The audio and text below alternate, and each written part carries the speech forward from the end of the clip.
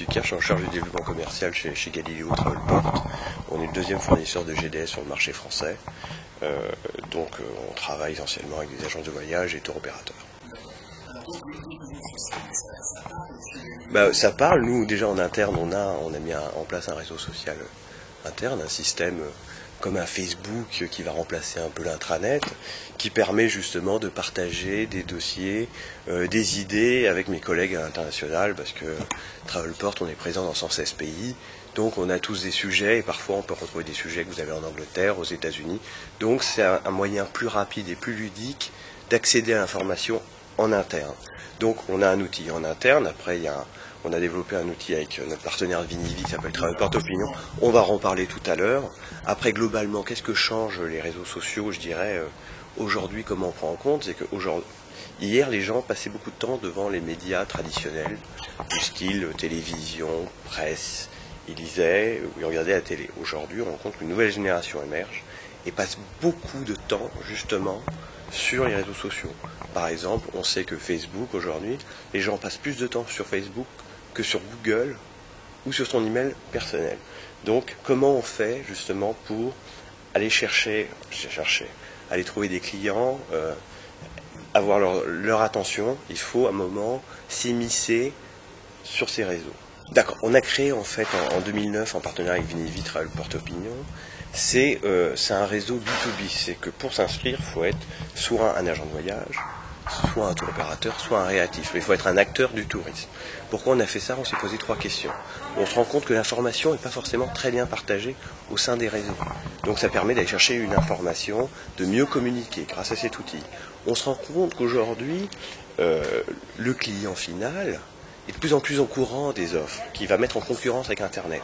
Donc justement, s'il a une demande un peu spécifique ou quelque chose, aussi qu'il va être en concurrence avec Internet, il faut aller chercher l'information différemment. Donc il faut se rapprocher des professionnels du tourisme, une information que n'aura pas accès le client final. Donc pour se différencier, pour être plus pertinent, offrir de la valeur et fidéliser le client. Donc comment on fait pour justement, face à ces problématiques, répondre à ces problématiques Internet finalement. Donc on a créé Travelport Opinion pour qu'ils aillent chercher ces informations. Il y a 9000 membres qui sont inscrits chez Travelport Opinion, dont 2002 en France.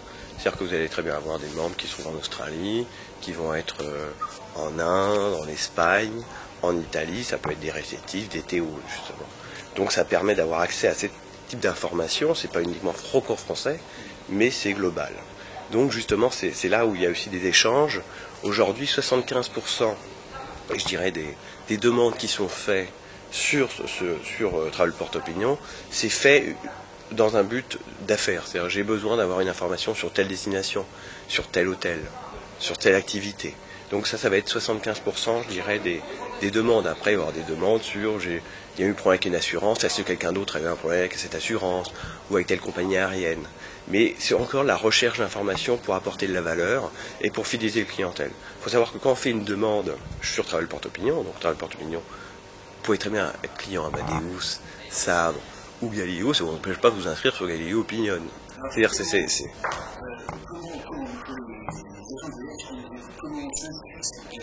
on va sur le site, finalement, on va s'inscrire, on rentre ses coordonnées, adresse mail, mot de passe. Après, on va dire, moi je suis un expert sur le continent nord-américain, on montre son expertise. On a un modérateur chez Travelport Opinion, justement. Donc, c'est-à-dire qu'on va dire, moi je suis un spécialiste de l'Amérique du Nord. Quelqu'un va poser une question sur l'Amérique du Nord qui se trouve dans un autre pays ou dans une autre région. Le modérateur va dire, moi je connais un tel qui est un expert de l'Amérique du Nord, qui va forwarder la question, finalement, à cet expert qui va répondre ou pas. Mais il faut savoir que sur chaque question, souvent dans les 2 heures, on a 3,8 réponses, un peu moins de 4 réponses. Donc c'est très réactif, et c'est ça la force justement, c'est chercher l'information rapidement.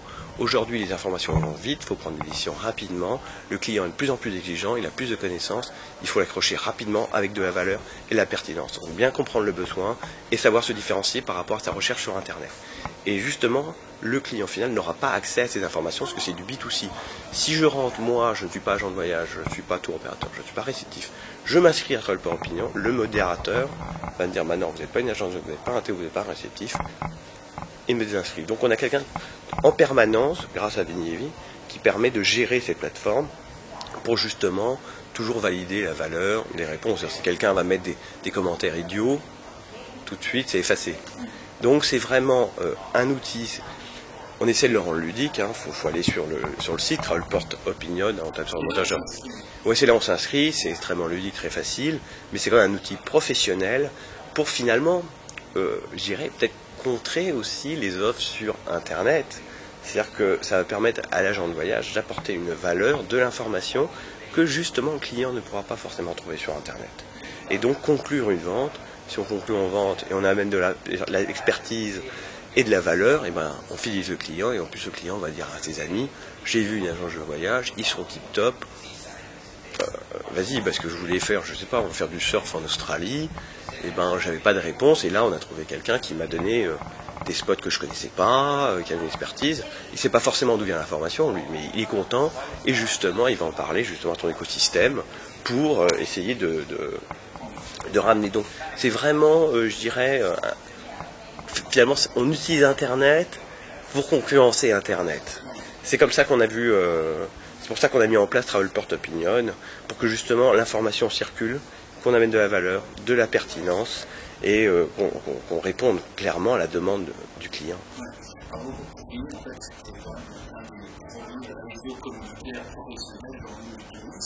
Oui, tout à fait.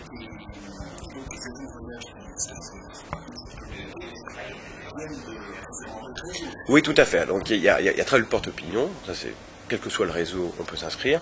Après, on a une version privée qui est payante.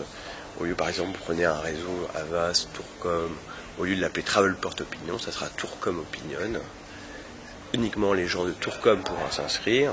L'idée de faire ça, c'est évidemment fidéliser, créer un esprit d'appartenance à Tourcom. Parce que les gens ils disent, j'ai mon réseau social, je suis chez Tourcom ou chez Havas, c'est des exemples, ça peut être n'importe quelle enseigne. Et il y a un degré d'appartenance qui se crée très fort, donc une identité propre au réseau aussi, qui est très important. Ça permet de fidéliser les agents de voyage auprès de ces réseaux. Et de l'autre côté, ça permet aussi d'échanger de l'information entre réseaux sans que les autres membres de Travelport Opinion y aient accès. Sachant que si le réseau décide de prendre le réseau privatif, il y aura accès aussi au réseau public. Donc c'est tout l'avantage d'avoir un réseau privatif, c'est l'appartenance aussi, ça permet de renforcer l'appartenance qui est très importante et d'échanger l'information, avoir un niveau d'information au sein du réseau qui soit homogène et pas hétérogène.